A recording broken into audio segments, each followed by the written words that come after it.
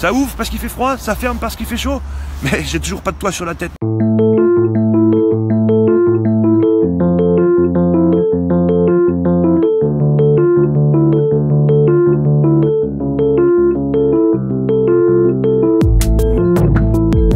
Il faut produire plus de logements très sociaux, les moins chers.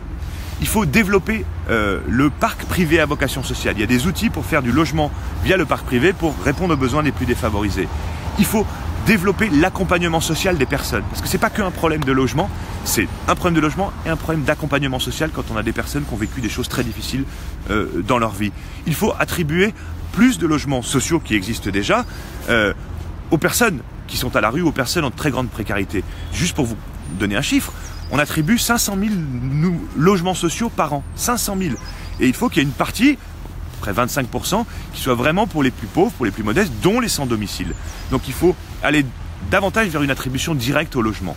Et puis il faut arrêter de penser que les gens ne peuvent pas accéder au logement parce qu'ils ont eu des grandes difficultés, que ça pourrait poser des problèmes pour eux, pour le voisinage. Les expériences qui sont menées en France, à l'étranger, avec cette politique du logement d'abord, montrent que l'accès direct au logement, ça devient un levier de réinsertion sur la santé, sur la dépendance. Est-ce qu'on a des exemples de pays qui... La Finlande a fait ça.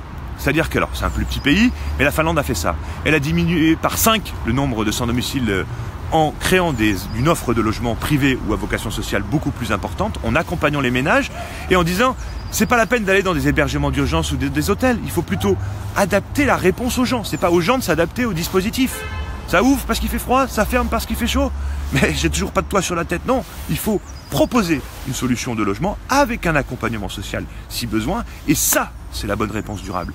Parce que beaucoup de personnes qui appellent le 115 ou qui se retrouvent à la rue, c'est parfois les mêmes personnes qui tournent, mais qui ne se sont pas vues proposer une solution et des perspectives pour pouvoir durablement sortir de leur fragilité.